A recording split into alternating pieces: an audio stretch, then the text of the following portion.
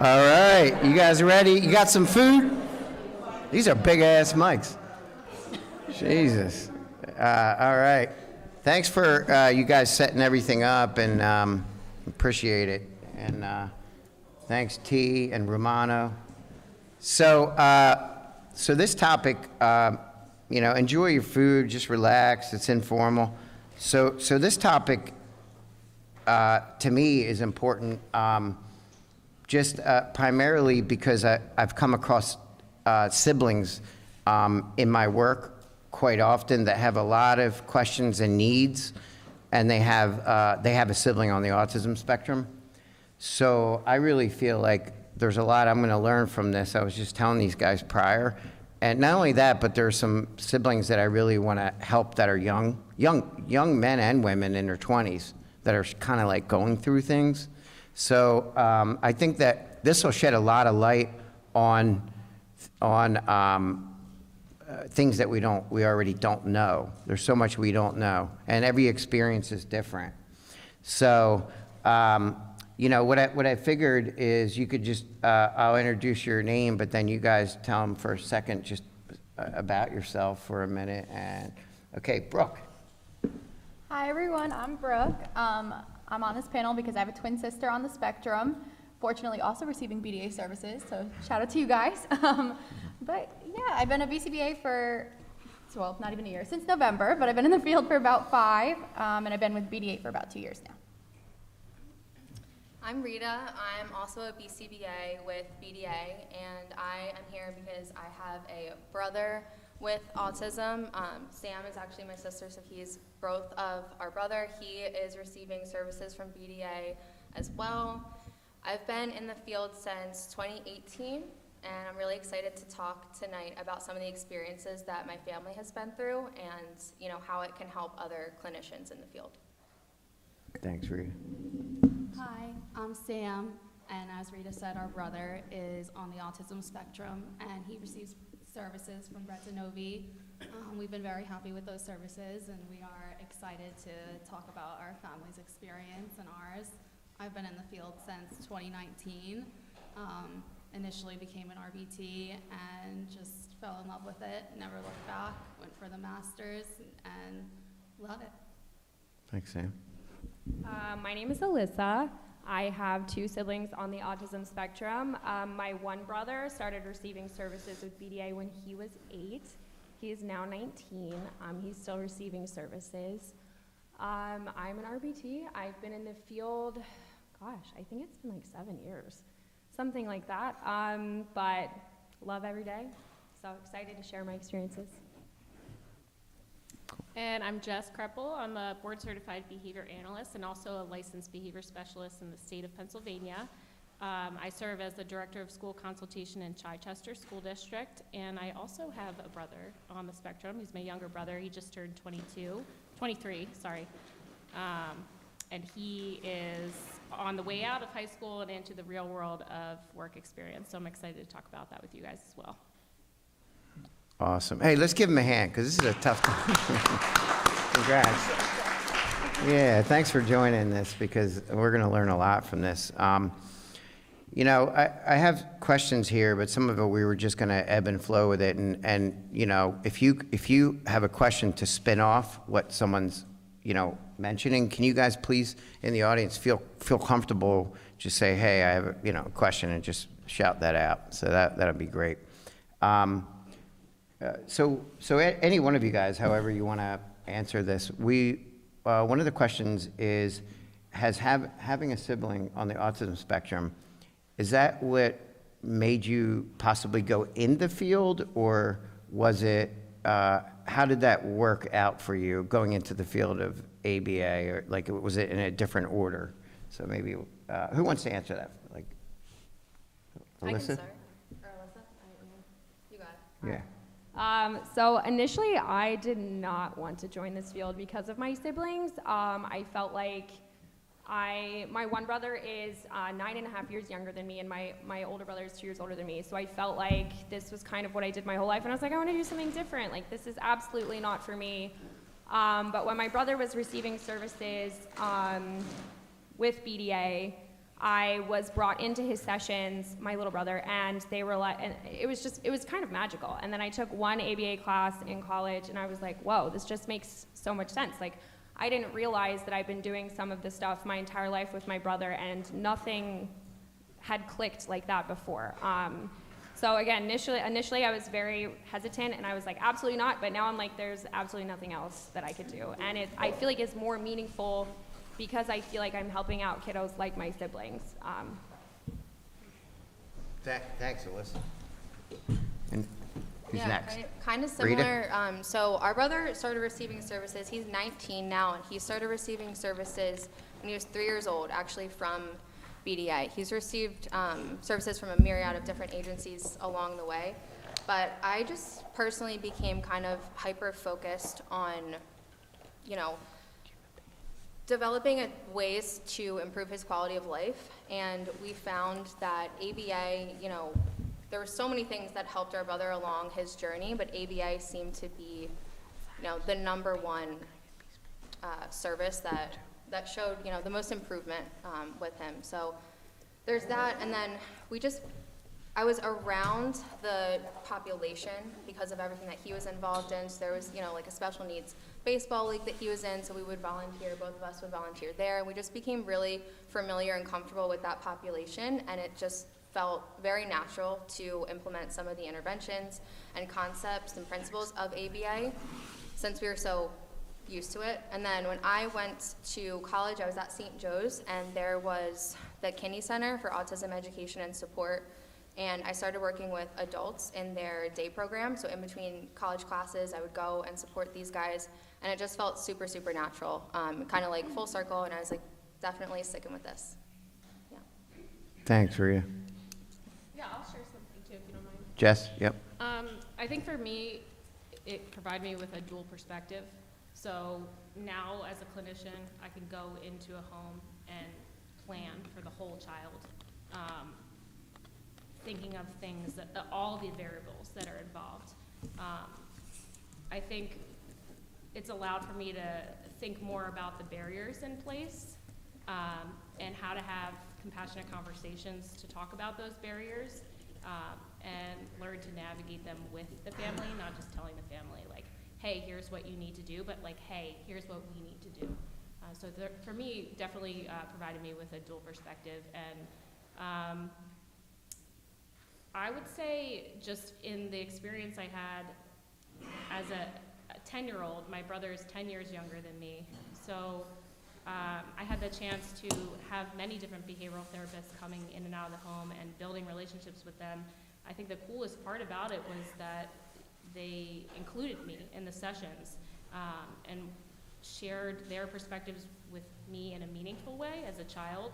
And I kind of took that with me, and like these guys are saying, I was doing a lot of these things naturally, and it wasn't until end of college, probably like start of grad school, that I realized a lot of what I was doing, I just wasn't familiar with the terms, but once I started learning those terms in the field, I was like, wow, I do a lot of this stuff already.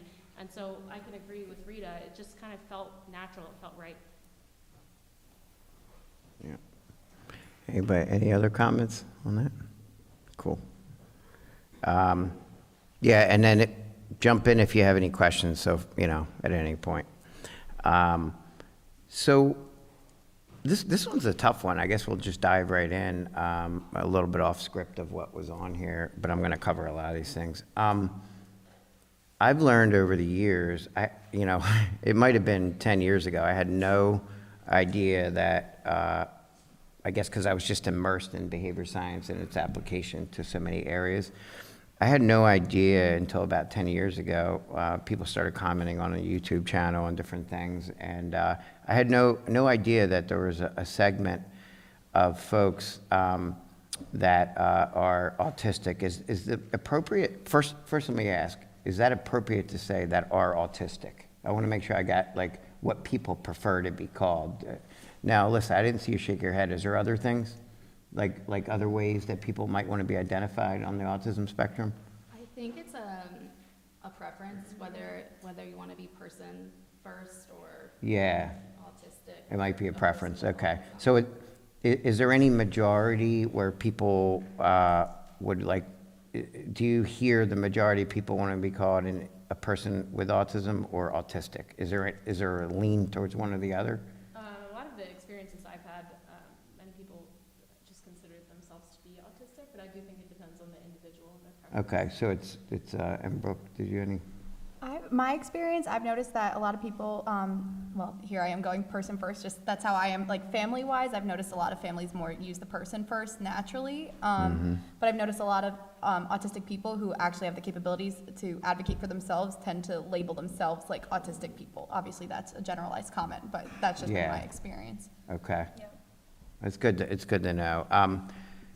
So this is actually a real sensitive topic. So like I said, like 10 years ago, I didn't really even realize how many autistic folks that were adults had experienced really bad experiences with applied behavior analysis or ABA therapy. You know, for me, it was a way of living. You know, I just tried to use the principles for my life. And then I also tried to use the principles to help other people reach their goals, you know. And I was just curious because the segment, there's a large segment of adults that are autistic that really have been upset by it, and they're vocal about it. And I think they have every right to be from some of the things that I'm reading. Do you guys, my question is a tough one, like, since you've experienced the appropriate application of the science, is there anything that you would say to a sibling, a family member, or an individual that's autistic, obviously not to convince them of anything, but to shed light on their experience, and that it's possible that they could have a good experience in the future depending on how any science is delivered. The practice of the science, just like in medicine, there were a lot of mistakes in medicine, and it evolved. So I was just wondering your feedback on that, because that's such an important question. It wasn't on here, but.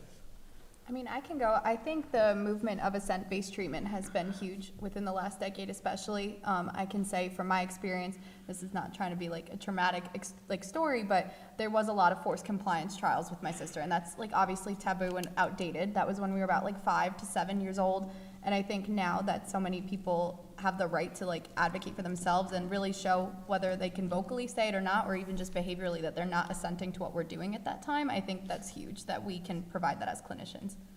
And would it be possible for you or someone else to help us define assent, like what that means to the community? I've always kind of interpreted that as acknowledgement and understanding of what it is that we're doing. Yeah. Consent being that, you know, you agree to it, but assent meaning that you understand the why behind the practice. Okay, yeah, well, that makes a lot of sense. Yeah, and assent, like, you know, the learner is ready to engage. They're smiling, they're approaching, you know, the teacher or the BHT. They're actively engaged, ready to participate, versus, you know, someone who's running away from you and doesn't want anything to do with the treatment at that moment, just kind of waiting for them to be ready to accept. So you're even able to break it down into behaviorally, like examples of happy, coming up, ready, engaged, right? Could be assent, a definition of it. Right. Yeah, and to answer your original question, I think that, you know, something that's super important, Greg Hanley talks about this a lot, is treating every individual like they have undergone severe trauma and have this trauma history, so that we're approaching, you know, every individual, like Brooke said, like we want that assent, we want consent, we want everything to be client-centered. Yeah, and I think that progressive behaviorism is huge, and understanding, like you said, that, you know, the medical field has gone through a lot to get where it is today, and same thing with our field. You know, we were doing things that were messed up, like that, you know, we almost feel embarrassed to be a part of, but understanding that we are not those things anymore, and the progressive, you know, aspects of our field, and how the movement, you know, that we're moving away from those things, that we are no longer, you know, doing those things is super important. Yeah, and I hope we are. You know, every once in a while you'll hear about the practices being misused. You know, I know we make every effort towards that. That's helpful too. Thanks. I think it's also important to acknowledge that too, because like kind of different than medicine, like we've progressed so quickly in our field. So it's like True. you hear about It's you know, real like- rapid in a short Yes. period, right? Like a short time ago, maybe you know, hearing about some interventions that maybe were utilized and some practices that weren't the greatest. And I've had even families like ask me about these things. I had a mom when I first got into the field. She posted on Facebook about ABA and how it was going so well, and she was getting all these comments back. And she asked me because I was in the home, and she was like, "What is up with this? Everybody has all these negative things to say about ABA," and I'm like, well, I don't know. At this point, I don't know. But then, you know, I did a deep dive, and I'm like, oh, wow, you know, like, we do have a pretty dark past, but we have come a really long way, which is also important for people to know that this is not the way things are done anymore. We have an ethics code now, we have the board, you know, things have come a very long way, but it has been very rapid.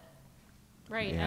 and big picture is, you know, it's not where we've been, but it's where we're going. So I think as we continue to explore and expand our competency, it's then our responsibility as clinicians to disseminate that, right? Not just to other clinicians that we work with, but, you know, providing that same information to parents, to learners.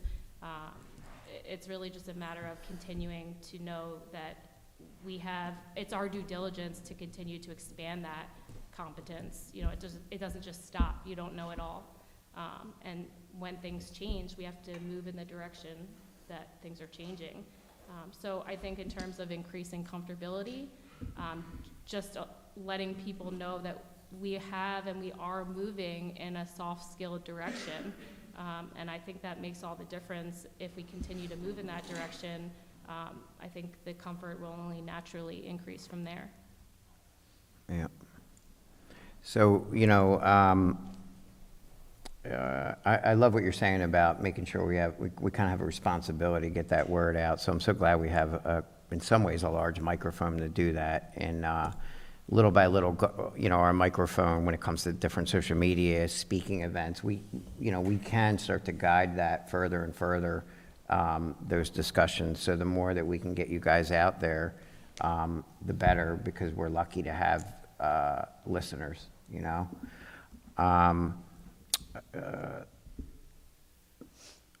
When it comes to Ascent, and what's interesting though is like our founding fathers in applied behavior analysis or behavioral science didn't condone some of the shit that is happening that is not Ascent based. If I'm using the right term, I don't know. Like it's the opposite of Ascent, and what I mean by that is like everything I learned from day one at West Virginia. Was that B.F. Skinner, you know, would espouse and encourage positive reinforcement almost all the time, because of the fact that he was very against punishment and coercion. So what I mean by that is like to constantly use coercion and punishment.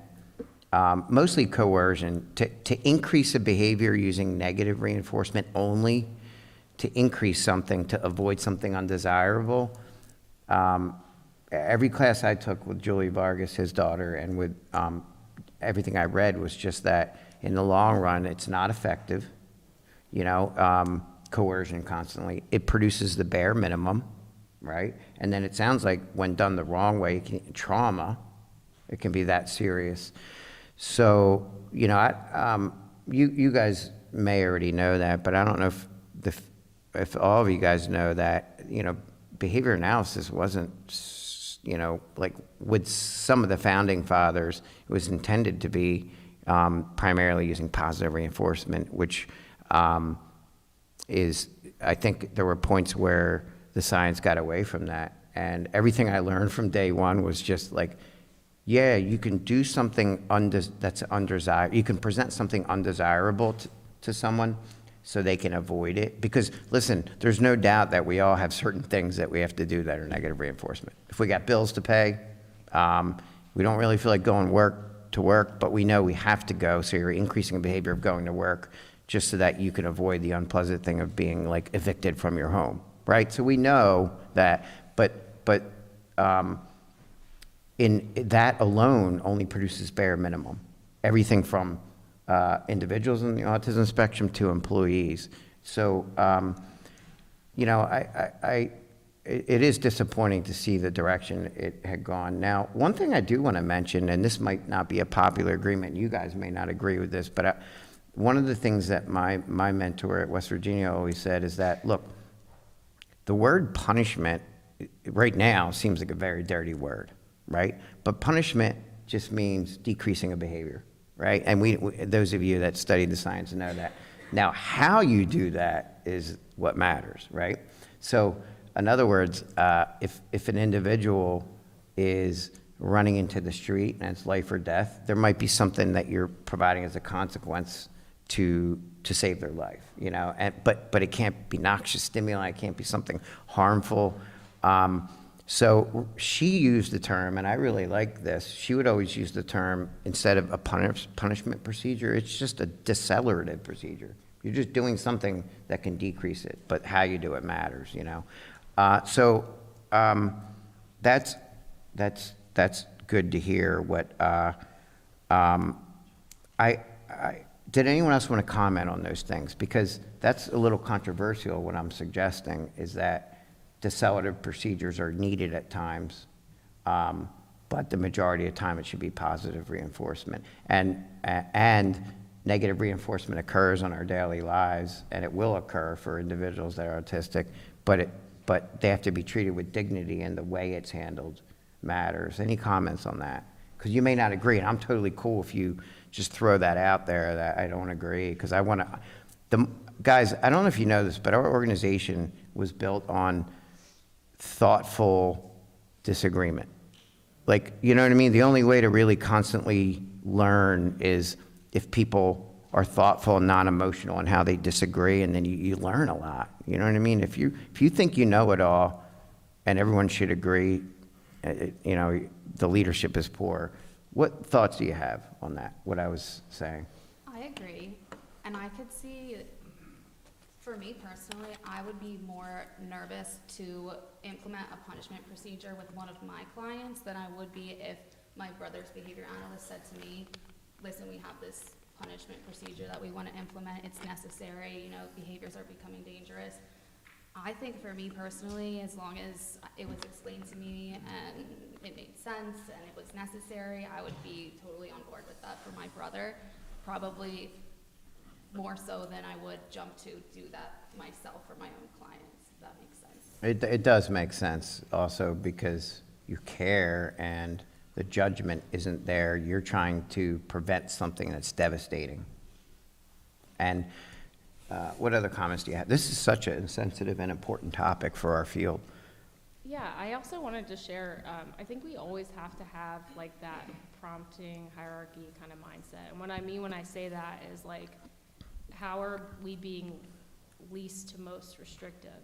And I think if we're following that type of mindset, I can agree more with that approach and considering that it could be possible that punishment or the deceleration of behaviors would be required, especially in the event of a crisis, and if you've exhausted all of those options and you're not able to successfully de-escalate the learner. You know, that's why we have things like crisis plans in place, so that we can take that step-by-step approach and know that we took the most ethical approach, being least to most restrictive. Yeah, for sure. So like, it should be the last resort, unless you're in the moment and you're trying to do anything to stop someone that's going to harm themselves, right? Yeah, and I also think, you know, if you get to that level, be mindful of explaining the why behind it. It always looks worse, and this is a very subjective statement, but in my opinion, it always looks worse than it is if you're doing it right. But that doesn't mean, perception's everything. So the way that somebody's perceiving what that looks like, it's important for them to fully understand, the why behind you making that decision, and how that's going to benefit in the future for that specific person. Yeah, I did want to comment on that. So interestingly enough, it does at times look worse and bad. But the interesting thing about a decelerative procedure is that there's ones that I've used in the past that actually don't appear stigmatizing in any way whatsoever, and I know they're not doing harm, but I'll just give you an example. Again, this could be controversial, I'll just throw this out there. We had an individual that never could go in the community because of severe aggression. And we exhausted at least the most. We tried all these positive reinforcement things. Now, interestingly enough, again, this functioned as a decelerative procedure, or what be defined in behavior analysis as a punisher. Punishers means it decreases behavior, right? So the aggression, what we did is we found that there are certain ritualistic behaviors that this individual had a compulsion to do. You know how, for example, someone may need to line things up in a certain way or whatever. So what we did after trying all these positive things, so the only thing I'm going to say that it doesn't always look bad. So what we had to do was very unusual, and we generalized it to the, first it was in the home, but then in the mall and stuff like that. When he would get aggressive, we had these little toothpicks. No one would even notice. We threw them on the ground. And the fact that it was very undesirable, he felt the compulsion to pick each one up and put them away, and it interrupted the aggression. So that's actually a punisher, but it's not harming him. But I wouldn't want to use that all the time because it's making him uncomfortable, right? But I'm just curious, do you have any feedback on what I did? And it did generalize because wherever we made it smaller and smaller, the things, so it was not even noticeable, but it stopped the aggression. Any comments on that, or like, have you used things that, because behavior analysts and board certified behavior analysts they think of punishment as like, time out this, like there's these, like an encyclopedia, and it's not that, it's something that's undesirable that would prevent the future probability of it or decrease it when someone's in harm's way. So I'm not like a big advocate of punishment, but like if I can save someone's life or improve their lives temporarily through something. Any comments on that? Because tell me what you think. I mean, for me, I actually have a lot of experience with ritualistic behavior. That's something that my sister really exhibits a lot. So when you say like the punishment procedures for that, I really feel like if it's gonna help stabilize, and like you said, just emphasizing the decrease of certain behaviors, like for hers is self-injury, that's ultimately affecting like her quality of life. Like if she's not able to go out in the community, access things that all neurotypical individuals are able to access because of this behavior, and we have exhausted all their options, I have no problem with it. And I feel like something like that, like you said, it's so small and minuscule that the community members wouldn't see it. So it's not stigmatizing to her at all. And it's allowing her to like function and be able to go experience like other things that life has to offer besides just constantly maybe in a day center, maybe at home because we're nervous to take her out and do other things. Yeah, and it's not like we're trying to force the individual. The individual did want to get out. It's just the means of the impediment was the aggression. So, okay, that makes sense. Thanks for contributing that. Other comments? I have a question online from YouTube. Oh, that's awesome. All right, so my YouTube, tell us your questions. question to the panelists, Matthew asked, is there anything that you wish ABA therapists did for your siblings differently when they were growing up? That's a solid, very solid question. Is there anything that you wish ABA therapists did differently when your sibling was growing up and when you were growing up? That could take us right to 7:30. I was going to say, that was one of the things I had on there. Every single one of us has got. And I also wanted to ask later, like, what things do people say that just irritate you? But let's go with that first. Sorry. You go, Jess. Go ahead. Edible Keep the comments coming, YouTube. Yes, Sorry. please. That was Jess. a good one. Sorry, Jess. Edible reinforcement. I'm not against edible reinforcement, but in one particular situation, somebody who came to my home for my brother was providing him with chips in response to wait time, but he also engaged in a lot of perseverative behavior. And there wasn't really, I think there could have been alternatives utilized. He responds really well to positive specific praise. He likes to know that he's being a good boy and doing a good job. And that's really validating to him. So unfortunately, there was an experience where she had done that, and it was such a thick schedule, a dense schedule of reinforcement. And so when I say that, I mean she's delivering chips frequently, like at a high rate, for just desirable behavior, which is great. But then when she left, there wasn't like a clear communication in that transition time, and he ended up eloping from our house in bare feet, in the rain, and was going around to our neighbors' houses, knocking on doors, asking for chips. And that was terrifying for us because, you know, thank goodness we lived in a community where everybody knew him, but had we not, and had he traveled further than, you know, he did, and if we didn't find him at the time that we did, you know, he could have had a really poor interaction with somebody, and he just kind of like overgeneralized that expectation of like, when I do good things, I get chips. So I think just having a clear expectation of like, what do I get these for? When can I earn them? You know, when am I done earning them? I think having a meaningful conversation with him would have been great and also with my family, so that they knew when to withhold and when to deliver and when to promote predictability and let him know, like, these are available at this time. That was just a very scary event, and I think there could have been a more effective approach taken before implementing a procedure like that. And that's such a good example. Can Matt comment if he heard that okay? I'm just curious if, is that his name? Yeah. So, you know, I think that's a challenge in general with applied behavior analysis. Like, the one thing to add to that is, and it may not have been in your situation, but these edible reinforcers, they have to be thinned out. Like, it shouldn't be, like, I could see if something is unless it's like extremely healthy and they're underweight and you're, you know, it's part of a treatment plan and you're trying to make sure they're eating more. Like, edible reinforcers are unconditioned reinforcers, and they're great to kickstart a new behavior, but they have to be weaned and thinned out, and then gradually the behavior itself, we're hoping, contacts natural contingencies. Like, yeah, and in that case, it's a shame to hear that it had him on a extinction burst going all around, Yes. right? And Mom, if you're watching, I know you were upset because she was just about to make dinner when he eloped. So, and he had a full belly, but was still asking for chips from all the neighborhood. So. You hear that, Mom? The cooking's still good, though. He did get chips, though. He Yeah. did get chips. He got Doritos from our neighbor. So. Yeah. He did contact the reinforcement, I guess in some way. He generalized it. Yeah.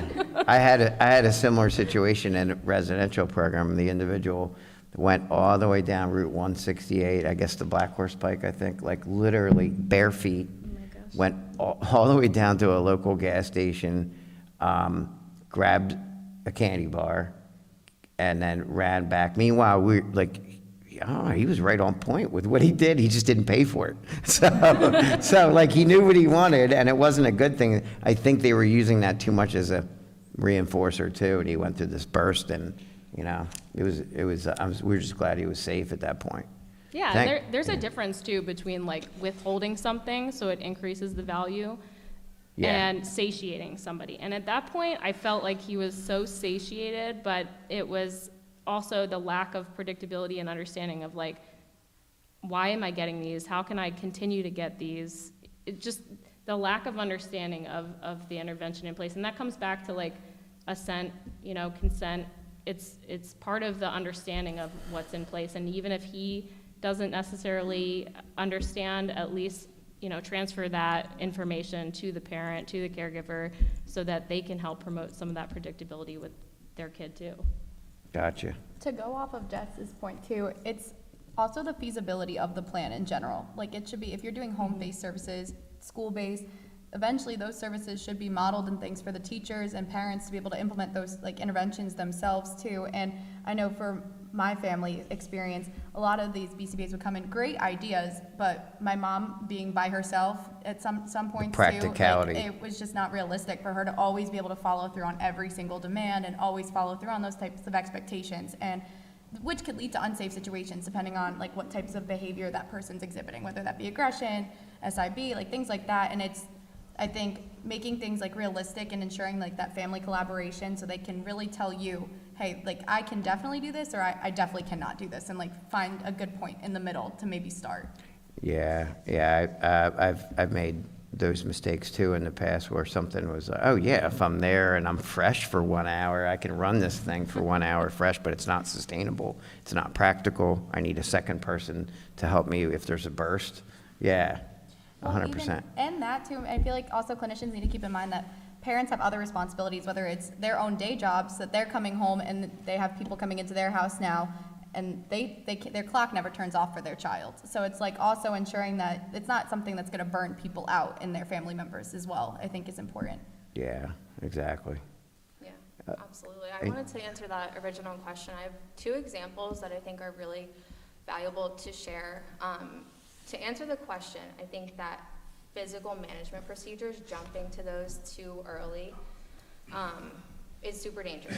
And, you know, whether that's like hand over hand and guiding the person through like exactly what to do, or going in a crisis situation and, applying physical management procedures when it might not be necessary yet.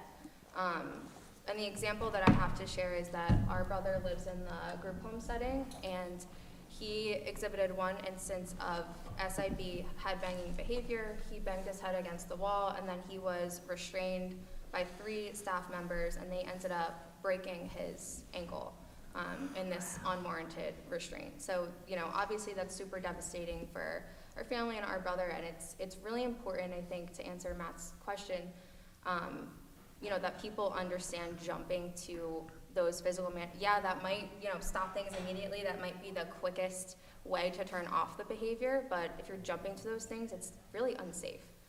So that's number one. And the second example is I would really like for the therapists that have worked with my brother in the past, or the ones that are still working with him, to just really respect and maintain his dignity as a client.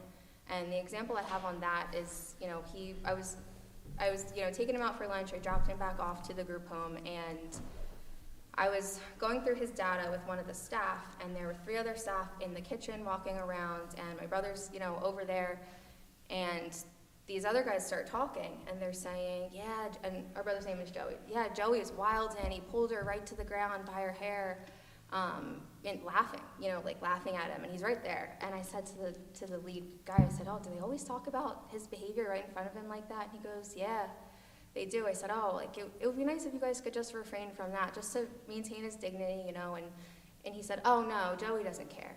And Joey's non-vocal, so I'm like, oh. Yeah, how do you know he doesn't care? I'm like, he told you that? So I think that, maintaining clients' dignity, especially if they are non-vocal and not able to advocate for themselves, that their dignity isn't being maintained, that's really important to me personally, and my family. So that's something I wish that all of the therapists working with him keep in front of their that's a minds. solid request and demand, really. It's hands down important. Yeah. Alyssa, you were saying? So I don't have necessarily one specific example, but one thing that I wish and was made more important to my family was how serious the therapies were taken. Because I think when it's like in the moment, you don't realize the opportunity that you have in front of you. And I think as clinicians, we should express and make sure the family understands the time that you have is precious. I always tell people, if I could go back, if I could do anything in the world, I would make my brother younger, or maybe he wouldn't have autism, but I'd make him younger, and I would just dedicate my life to making sure he was he was consistent with his treatments, and we were carrying things over throughout the home when the therapist wasn't there, because I don't think we realize the opportunity we have, and I wonder how much better the quality of life he has right now could be had we recognized the opportunity that we had.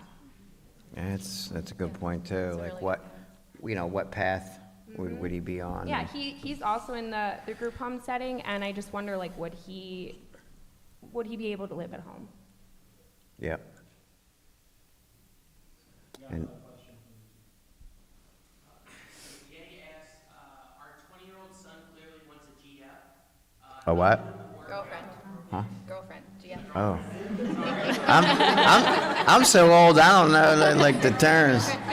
Yeah, like one time somebody said something, and then I replied with what like I thought was a sad face with the tears, but it was me laughing, and I'm like, I didn't realize the emojis are. Go ahead. So how would work that out for him? He deserves an opportunity for consensual relations. How would you create that opportunity for him? To have a girlfriend, right? I mean, I have a million girlfriend. No, I have a million suggestions. I'm just kidding, Lauren. Lauren knows I'm joking.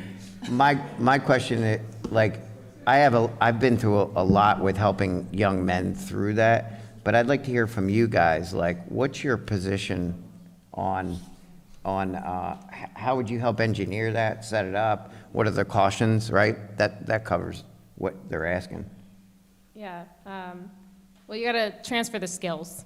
So you can't just expect to send them off into a situation like that and for them to be successful at it. You know, you have to transfer the skills needed to be able to have appropriate conversations and, you know, appropriate touch and understanding appropriate distance and kind of like teaching them step-by-step procedure of what that dating life is like.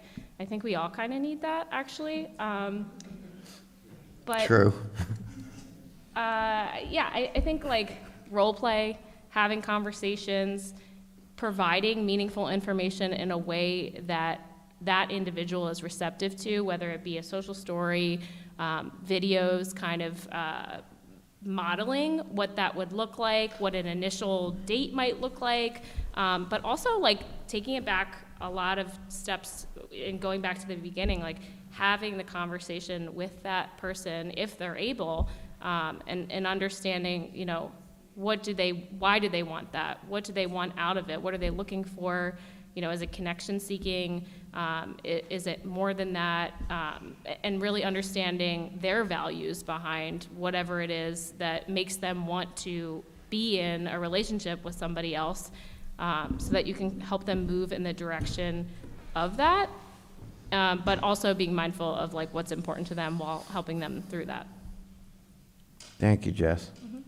I think it's a good point, Jess, the last part of what you said too, because maybe the kind of relationship that this person might want to have might not be what we all think of, like the stereotypic like relationship. Like maybe that looks different for somebody. This is not really my area of expertise. I'm not really sure the best answer, but I think that is a good point. Like that might look different. So maybe we don't have to go through like, I mean, obviously social skills are important, but maybe it just might look different in that situation. Yeah. Yeah, and there are, you know, obviously ABA can be applied here, but there are also a lot of relationship coaches that you could seek out. And I know that some colleges who serve autistic individuals have those resources available as well. It's a tough subject, you know, because you're trying to look out for both parties, and it's complicated. Other feedback on that with dating and finding a girlfriend or a boyfriend? I mean, I think everybody here has answered beautifully. We did go through this with my older brother, and he never received ABA services. He kind of received like a very non-traditional version of therapy. He's older, so I do think he would have benefited from ABA services, but I think just the education piece and making sure that they don't enter into something that is potentially unsafe. Yeah. So educating, I think a lot of what Jess said was a really great answer. Yeah. You know, does the audience, how come it's just YouTube folks? Go ahead, Big Dane. I wrote it down. Can you guys speak to like family members or friends having siblings or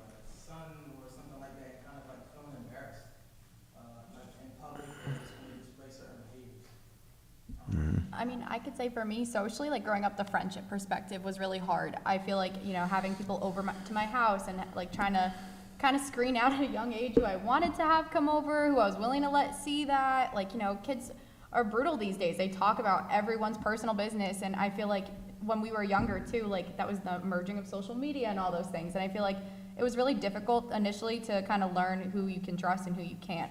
And it's not that I'm ashamed of my sister. I just wouldn't want to put her in a position where people are out there judging her for no reason. So the friendship perspective, I think, was really a challenging one for me. The people you surround yourself with have to be compassionate, right? Absolutely. Not even just like Or compassionate, but just understanding and like, you know, hey, you know, maybe it's time that we go somewhere else in the house to give her her space to go like deal with what she needs to deal with, and not feel like now the pressure's on to like kind of figure out why she's acting that way, get her to calm down, plus also attend to a guest. Like it gets a little overwhelming. Oh, yeah. Yeah. Alyssa? I definitely lost a lot of friends in high school. So my older brother, we're 2 years apart, but we were a grade apart growing up. And his behaviors were very explosive, especially in high school. So I remember I would be walking down the hallway and people would come find me and be like, did you hear what your brother did today? And I'm like, no, but I'm sure you're gonna tell me. So he would often have outbursts too when like my friends were over in the house, and two of my best friends to this day, we're still great friends. They were there for probably one of his worst outbursts, and now I know like after that day, they were still my best friends. For life. Yes, and you know what? I was just in one of their weddings, and they will forever be my friends, because if you can handle that and you're gonna stick by me through this, and you're not gonna they didn't make comments, they didn't make fun of him. I did have people that did make fun of him, and I haven't spoken to them since. And then as far as like my little brother, taking him out in public, he's very loud. You hear him coming from a mile away, but he's super cute. I am fortunate I work here. My best friends work here too. So they love him, they accept him, and so I'm very fortunate in that sense that everybody loves Matt. And if you don't love Matt, well, we're not friends. F you.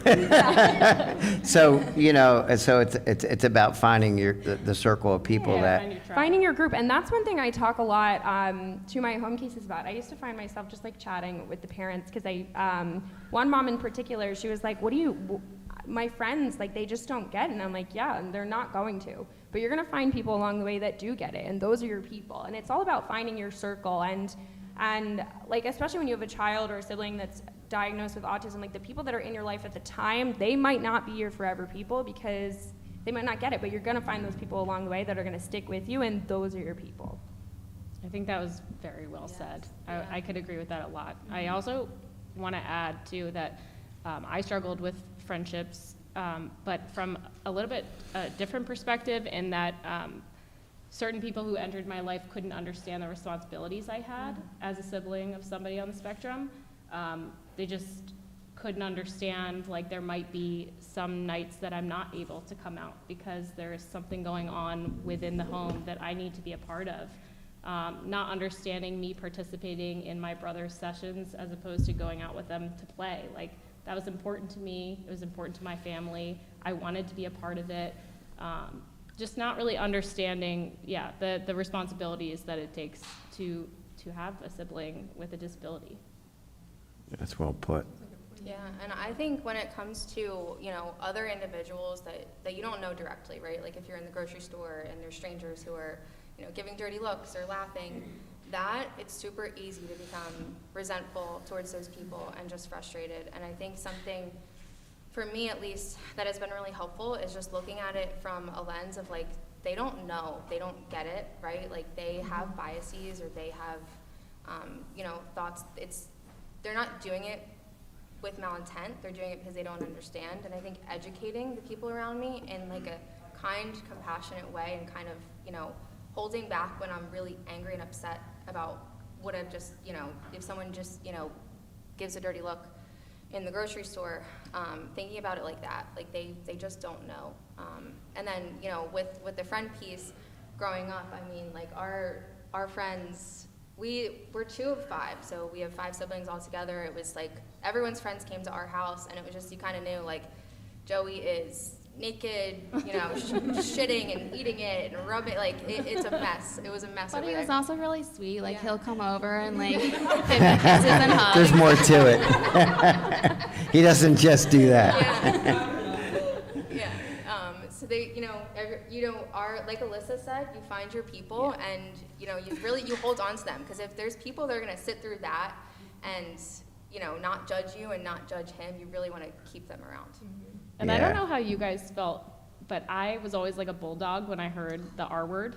And so my friends knew, like, if that came out of anyone's mouth, they were all looking at that person like, ooh, she's gonna get It's gonna go down. Right. But now it's like, Rita, I can totally commiserate with you, and I understand what you're saying in that, like, now I'm taking a different approach. Like, there's a lack of understanding here. This is an opportunity for me to share what I know and teach. Make it a teachable moment, not a punitive moment.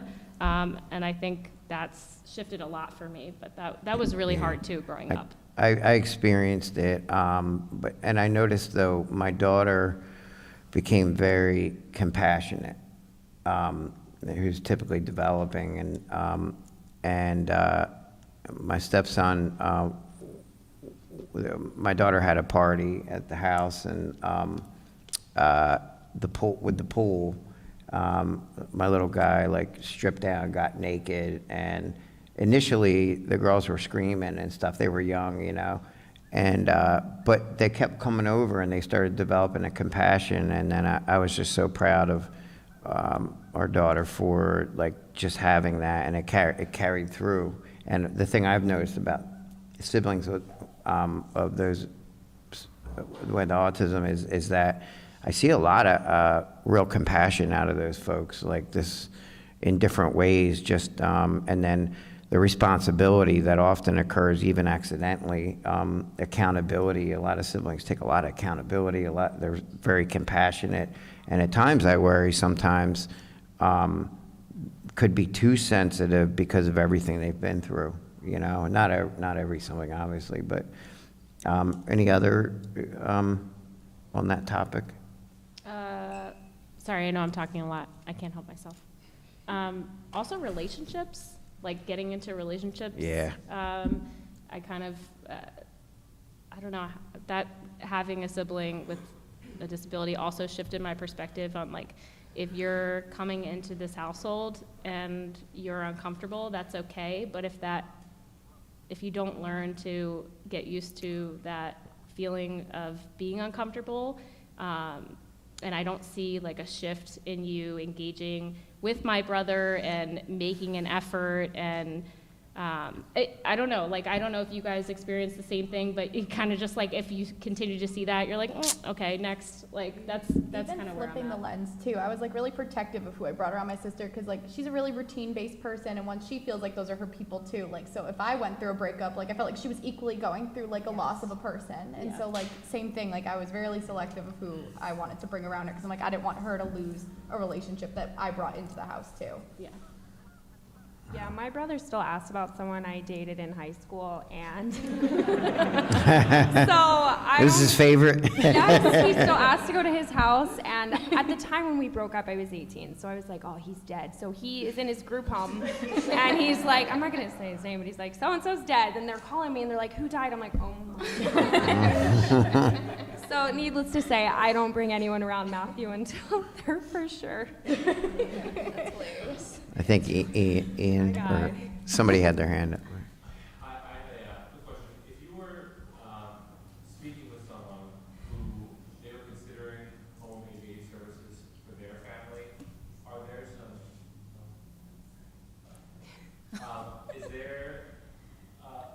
personal examples of the positives that happened in your family dynamic when your particular family started getting ABA services yourselves?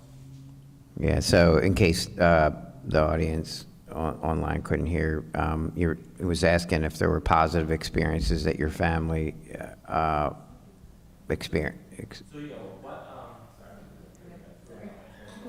if you were speaking with someone who was considering ABA services for their own family, what are some personal positive experiences that you had, or what would be your one big positive change to your family dynamic that you would use as an example to sell that person on home ABA services?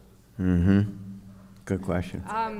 So we had a really hard time taking Matthew out in public before he started ABA services. He would spot a bounce house, a cupcake, a chocolate bar, and he would be gone. I have a picture of me chasing him when I was I think 8 in a park to get him off a bounce house or from a birthday party. He would invite himself to birthday parties and he would take the cake before they would cut it. So before ABA services, we were not able to take him many places, but fortunately we were able to be trained on how to take him out in public, and that was a huge game changer for my family. I think they really trained me, and I was able to help him a lot, and we were able to go places again. And also too, BDA has social skills. I'm going to do a shameless plug here. We have a social skills program, and Matthew was able to be part of a community. I mean, I'm looking out in the crowd here, and I know how many people know my brother and love my brother, and we take him out in public, and everybody knows him. Or if they see him, I heard someone called me, and they're I saw your brother out at the bus stop. They're I checked in on the staff to make sure they were doing what they were supposed to be. That was a BCBA that worked here years ago. So my brother is part of a community, and we were able to do things with him that we weren't able to do before. So it's definitely something that I would recommend to any family and say, do it.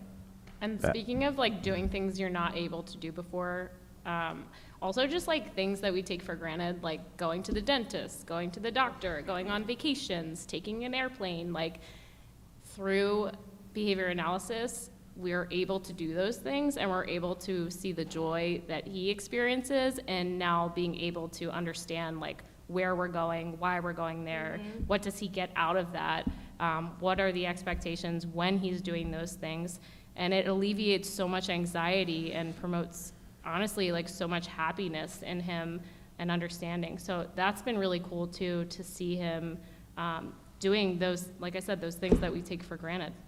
It also provides, sorry guys, for those things when you're going to the dentist or to go on an airplane, you have a team that helps you prepare for that. You're not alone in this. So I think that's a big thing that a lot of my mom went through is she often felt alone, dealing with my older brother's behavior. She's I don't know what to do. I don't know who to turn to. But with my little brother, anytime something new was introduced to his life, we went to his team and they helped us come up with a plan on how to navigate these new situations for him so that he could be successful and it would be a positive experience for our family.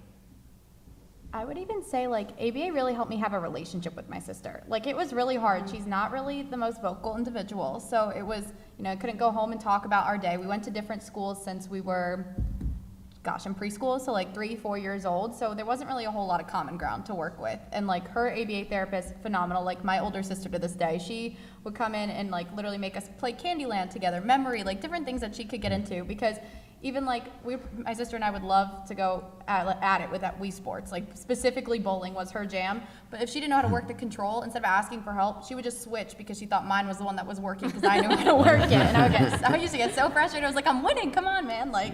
But she would help shape those moments. Hey, Jordan, you could say, I need help, and show her how to communicate and actually engage with me. And I think that's huge because I would definitely not have that relationship with her right now if I didn't have that help to get there. It brought you closer. Yeah. Yeah, that's huge. I would say the parent training piece of it too.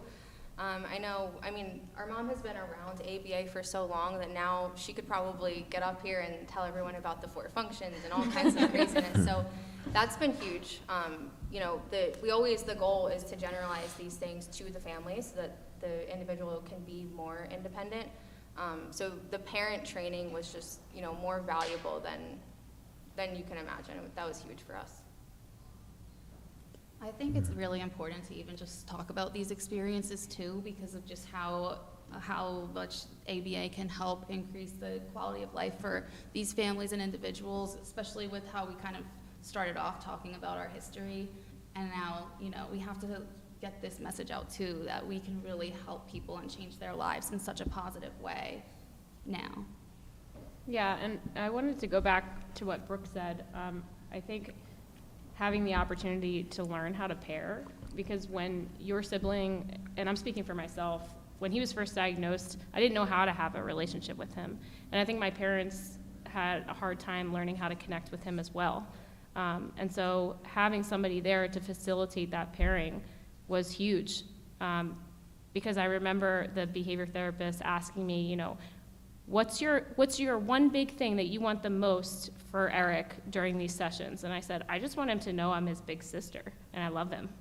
And so those opportunities to play Candyland and be in those situations where you have a person with an expertise who's there facilitating these things and you're learning through them modeling, it increases your confidence in continuing that pairing when that person's not around. And then there you go, you're generalizing. Yeah, it's huge. Yeah.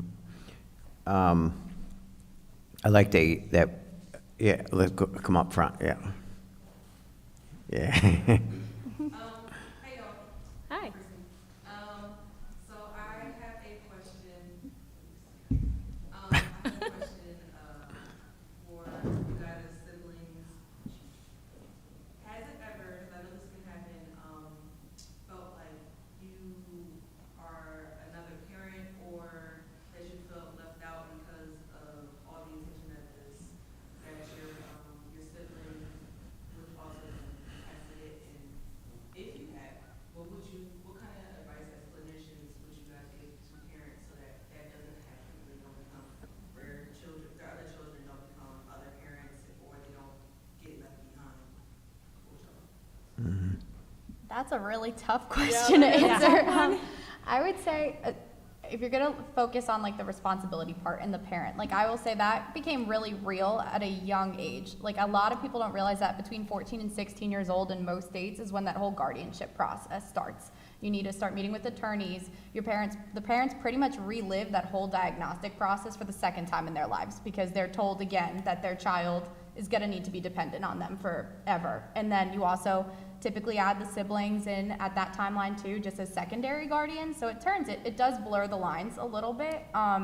So advice-wise, I would just like really tell the parents, like make it like the siblings' choice. Like I feel like if siblings want to be involved, that it should be free, that they want to like just jump in. Like I know my parents didn't force it on me. They were like, this is where we're at.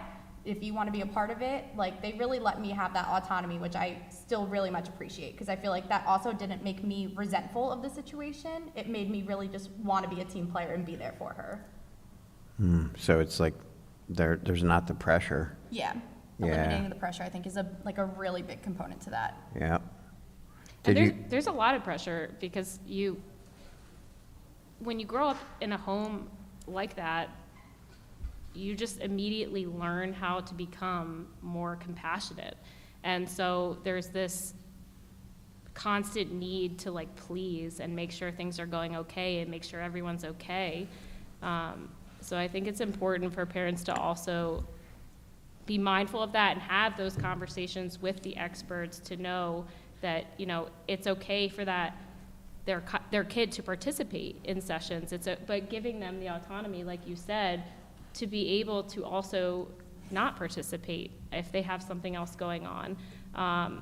I know right now, like, there's a lot of blurred lines for me. My brother transitioned out of high school, he got a job, and he has a case manager, and I'm kind of like navigating things with my mom, and it feels like we're co-parenting, and we pretty much are, but I really appreciate my mom too, because there's times where, you know, she takes things on her own, and then I'll be like, Mom, like, you didn't tell me this meeting was happening, or like, why wasn't I on this email? And she's like, hello, you're spending like 5 days a week doing this all day, every day. Like, it's okay for you to take a break. I got this, I'm okay. Like, my mom also could probably sit up here and, you know, spew ABA as well. So just, you know, being mindful of giving your child the option to participate in it or not. And if they're not gonna move in the direction of behavior analysis, that's okay too, right? Like if they choose to do something different, like be happy for them.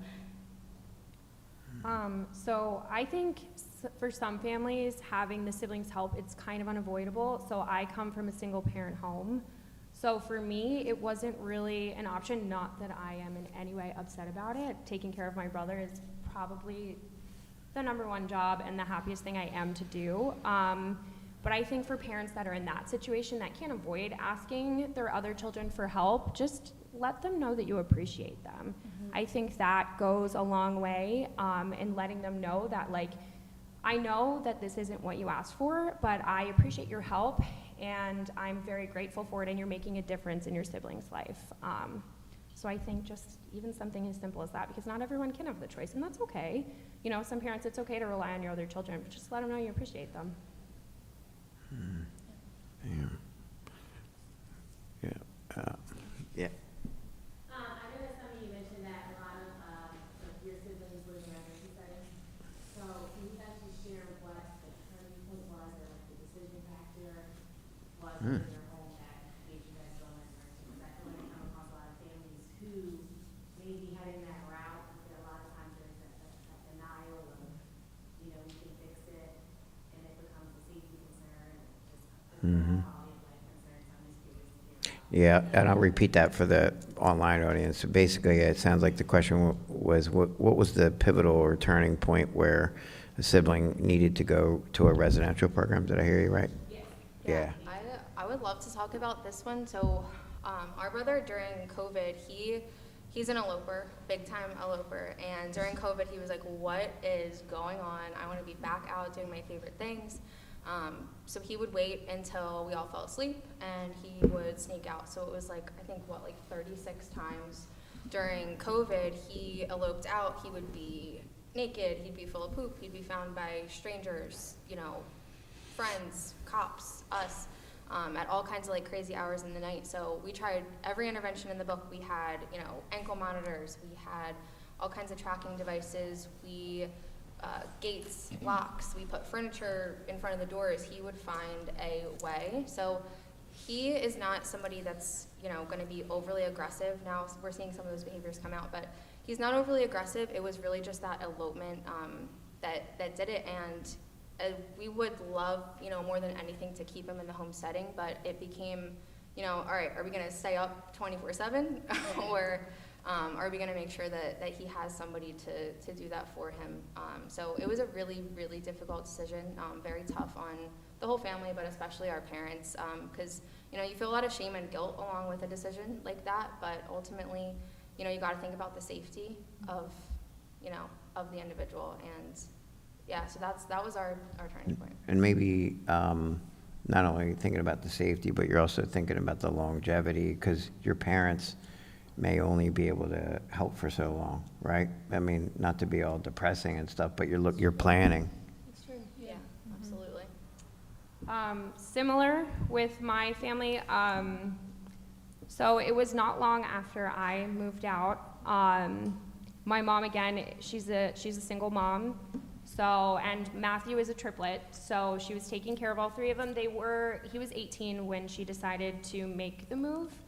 But again, he is an eloper. He was eloping multiple times, you know, a week. He would go into people's houses and look for snacks. And it was ultimately like his safety and both of their qualities of life. So she was finding that she was getting super frustrated with him, getting him ready for school. He has a lot of ritualistic behavior.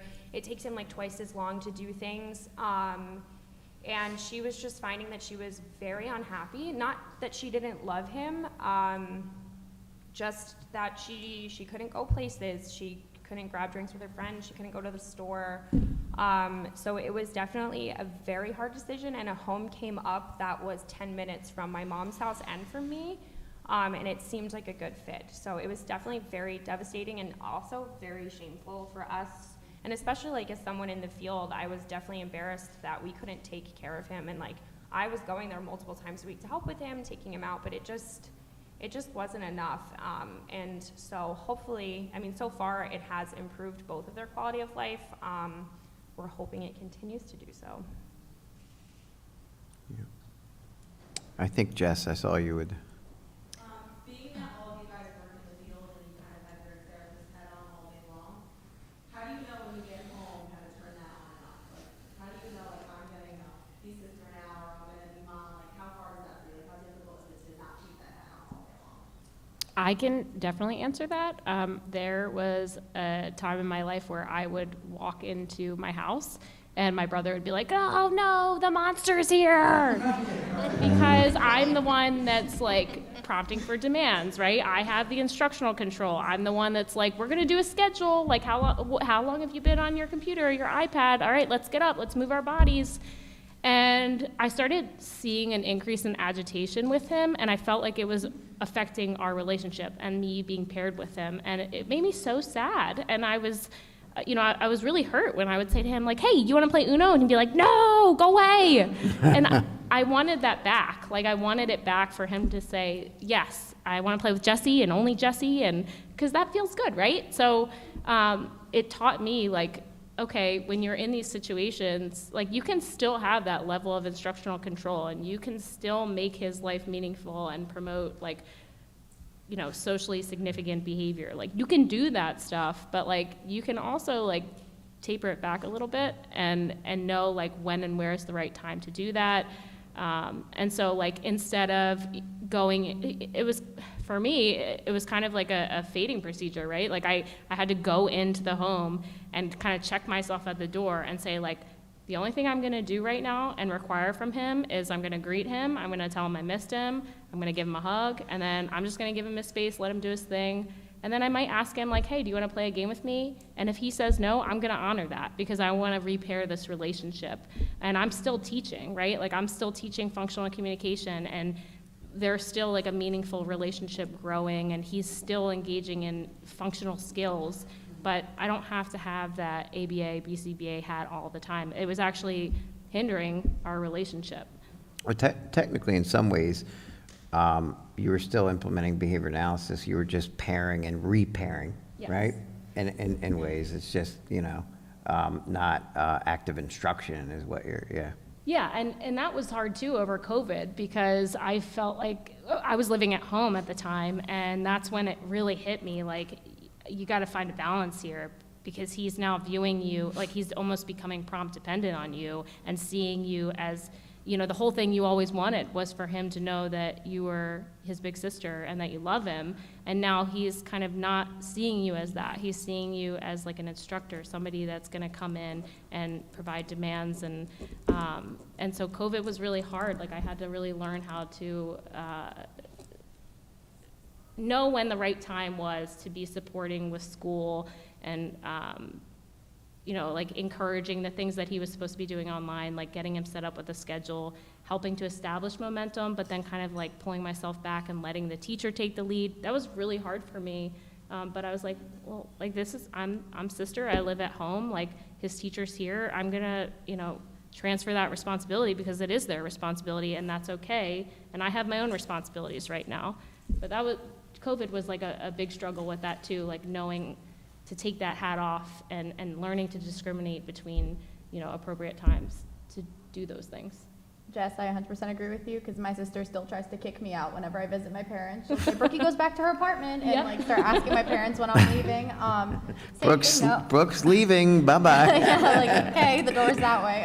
So she does the same thing because my mom is super, super sweet, but my sister knows she can get over on her. She's like, okay, I'm gonna get whatever I need to do. Like, I'm gonna do all the things I don't want to do, and I'm gonna also get my mom to take me to get ice cream, even if I didn't listen for the whole like afternoon. And when I come home, she knows she's not getting that ice cream if she doesn't do like what my mom asks her to do, and so she'll try to do that with me too. And I noticed the same thing, agitation, like she would start really like punching herself on her side. She's like, oh my gosh, like you're here again, like trying to follow through on this stuff. And I was like, oh, wait a minute. Like, I don't want that either. So same thing. I know, like, my sister really likes to go out in the community. So I'm like, all right, Jordan, why don't we go shopping? So I would just come home and just like start taking her out for outings and just like trying to be sister again, not just that. But it is a really hard hat to take on and off, especially when these skills in such a social like science are just so ingrained in you. Like, you do it, like I do it, same thing to myself. Like, okay, first I'm gonna do this and then I can do this. Like, you use pre-Mac in your daily life. Like, so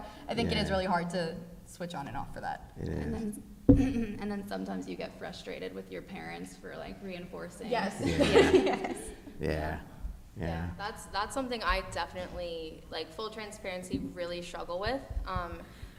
I constantly am reminding myself, like, this is not therapy, this is life. And like, when I come home from work, right, like, I want to relax. I don't want to I don't know, I kind of keep working, but You won't relax. like, Good job. No, just kidding.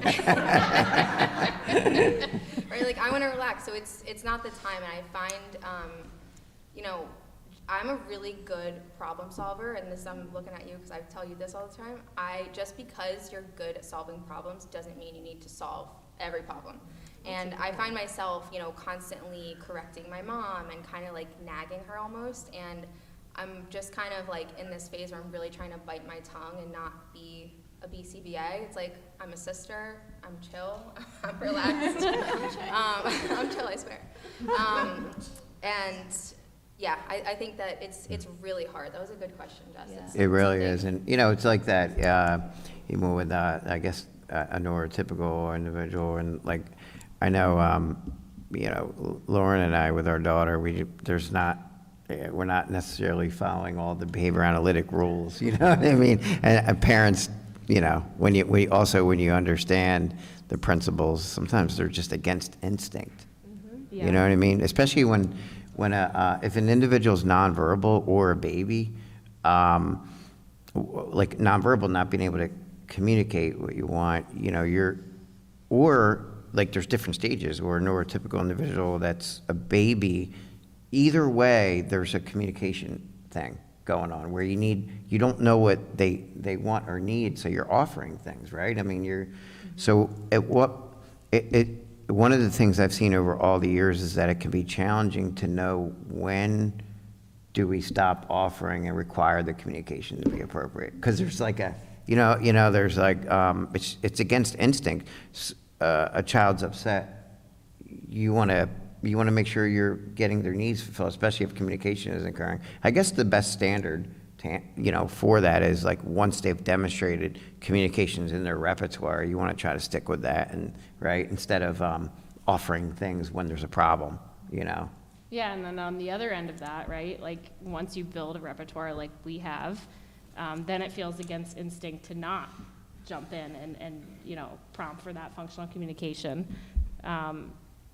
You know, I can agree with Rita, like sometimes I just want to bite my tongue right off because I am having such a hard time letting go of whatever is occurring in the moment. But one thing I say to my staff a lot is, you know, give in ways that energize you rather than exhaust you. And what I was finding with my family was I was giving in a lot of ways that was exhausting me, and it causing an upset in the relationships in my household. And there was a lot of strain. But once I started to let go a little bit and give in ways that did energize me, but for those times that were exhausting, like kind of bite my tongue in those moments, those relationships started to repair.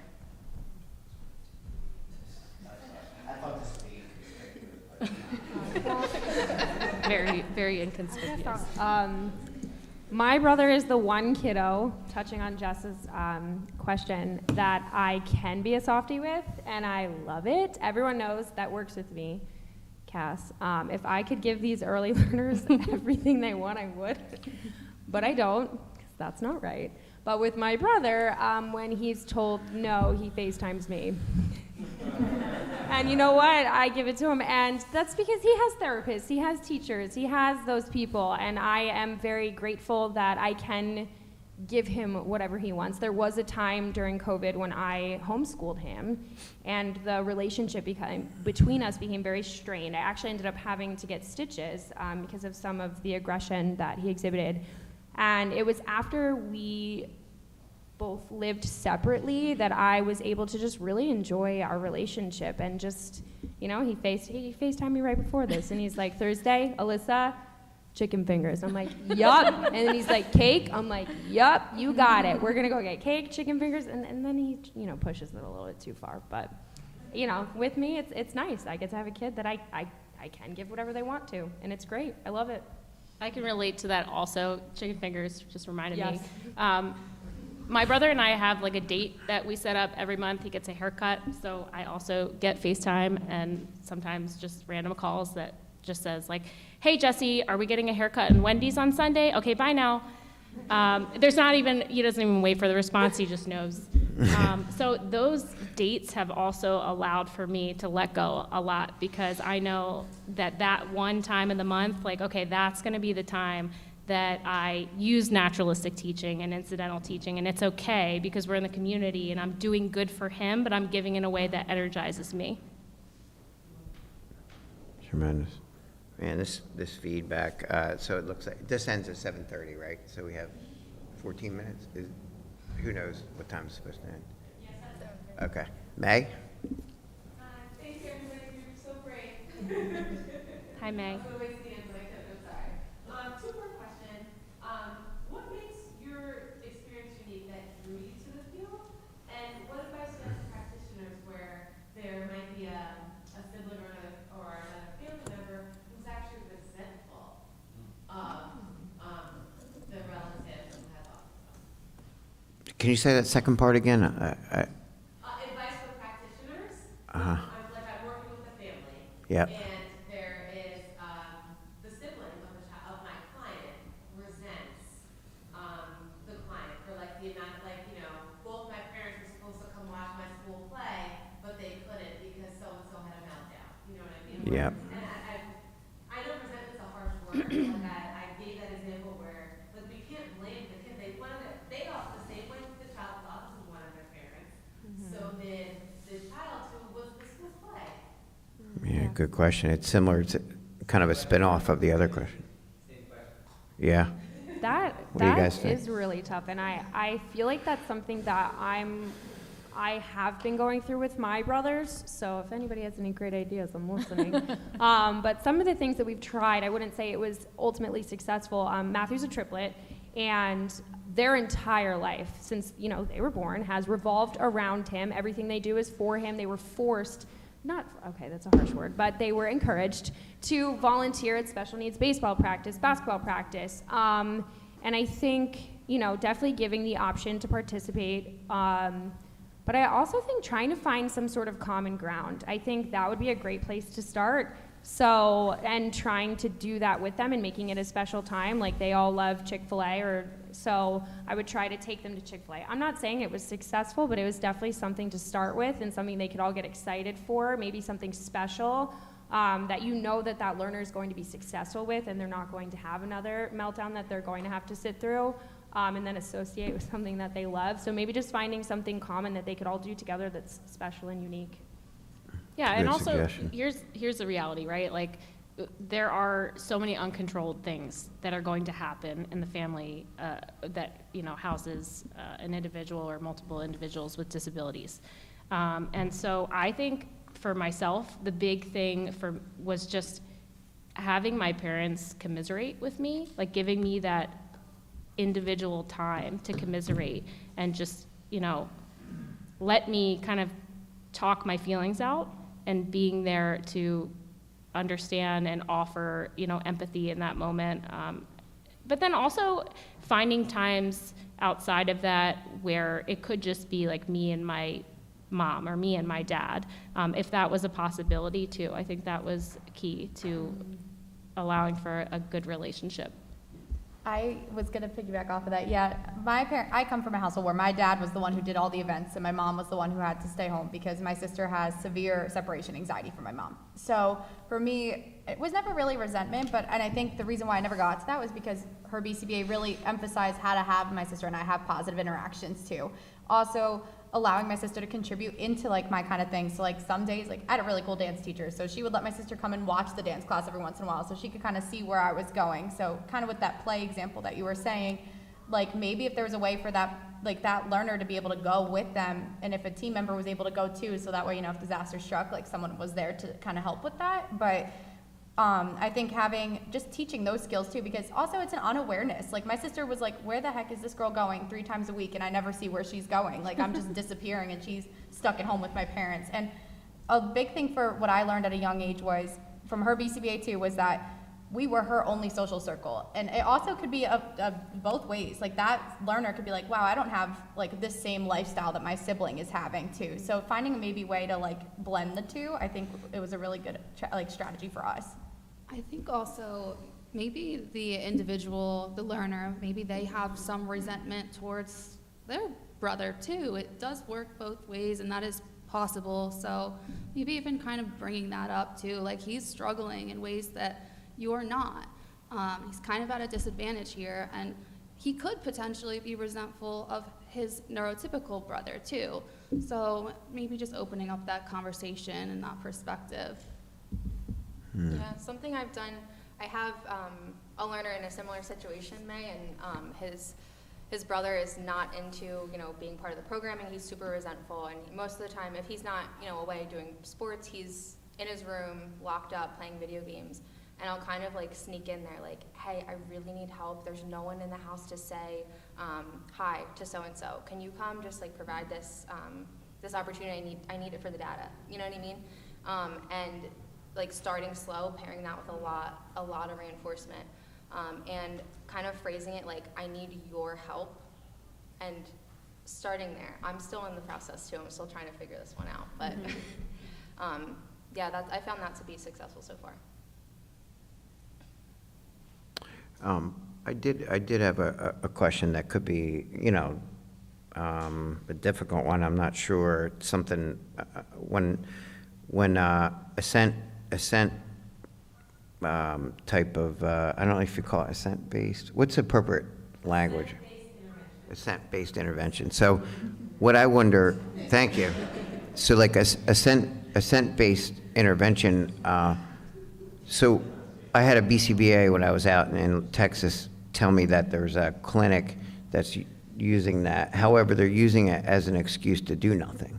Like they're sitting around on the clock, kind of not doing things.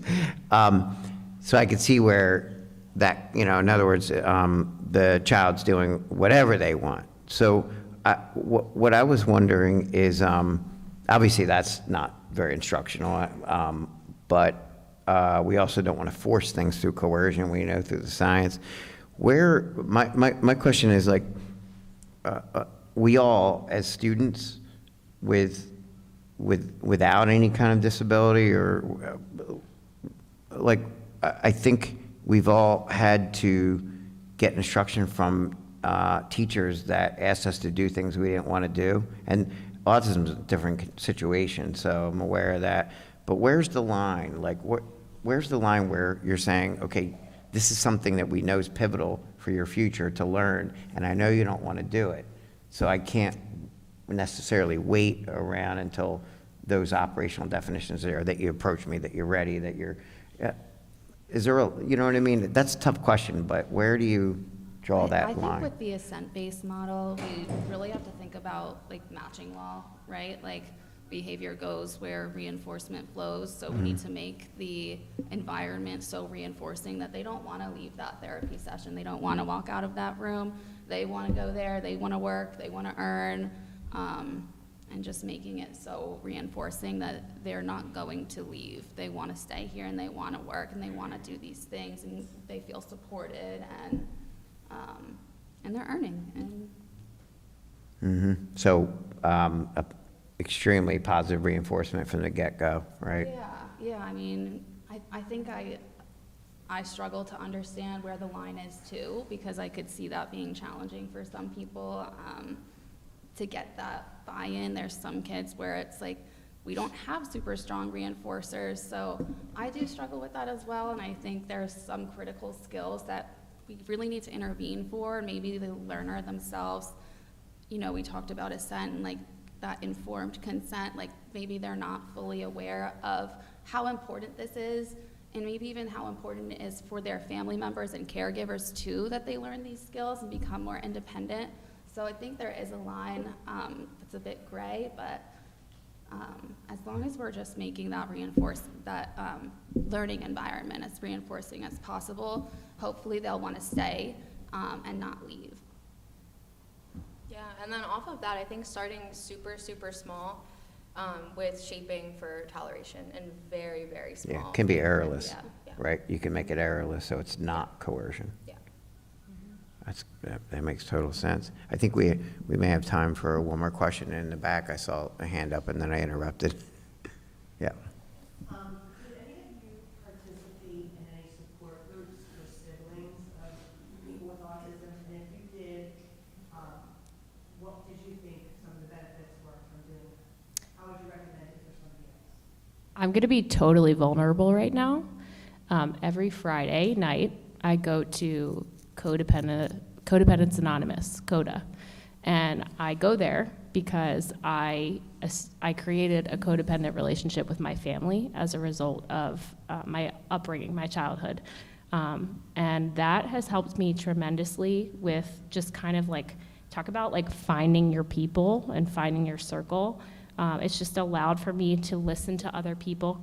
I mean, this panel is very therapeutic in the same way. It's just allowed me to know like I wasn't alone and to relate to their stories without having any unsolicited advice and be able to gain the confidence to speak on my own behalf as a result of that. And that group has allowed for me to generalize the skills that I've learned there and take that confidence and put it out into the work that I do every day. So that has been extremely helpful for me. That's good for people to know, because other folks may not know that there's actually an opportunity and a group for that kind of thing. So. Yeah. I did as a kid. I went to Rutgers Douglas Center. They had a sibling support group. What I really liked is that I kind of felt like it normalized my household a little bit, you know, because I would go to like play dates and stuff as a kid, and you would see the siblings just having like those typical sibling interactions, and I don't have any other siblings. It's just my sister and I. So not knowing what that was kind of like at home, it was just nice to have siblings who honestly understood it. My sister growing up too was an extremely aggressive individual, specifically towards me. So, I mean, it made me feel like I had people who I could lean on. I mean, some of them I still, like, honestly have kept in contact minimally, but still, like, kind of just had a group that you could really go to who got it and, like, be unfiltered, like, fully candid, like, this is what happened. Like, I mean, because I would go to school and you would talk about, everyone talks about their life, and, like, all the kids would look at me like, what's this girl talking about? Because I mean, if I went on a trip with my parents and the car ride was more than 20 minutes, my parents had to put like a suitcase wall between my sister and I, because my sister would like try to unbuckle and like launch at me, and obviously that's not safe while my parents are driving and everything. So it was just kind of nice to have siblings like, yeah, you could talk about those stories and you can like, you know, kind of laugh, I hate to say laugh it off, I like to laugh things off, but like, you know, laugh it off and be like, yeah, this happened, you know, oh, and then they're like, yeah, this happened to me too, and you're like, okay, cool, like this is normal, like people get it. So I always advocate for that. I tell my parents, even now on my caseloads, like, you should really look into this kind of stuff for your kids, because I felt like it just really helped me understand what my background was too. Yeah, you know, I was wondering with you guys, and including myself, by show of hands, do you think hearing the perspective from siblings can help you serve individuals better? I'm just wondering if this is helpful, and because it was for me too. And you know, what I would love to do, if you guys wouldn't mind putting them together, because they were vulnerable, and let's give them a shout out.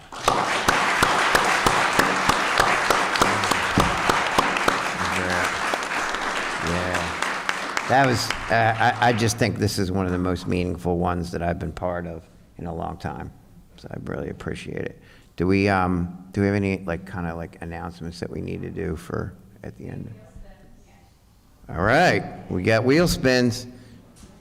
Let's get some, PTO and money? That's awesome. Yeah. We did turn the air on.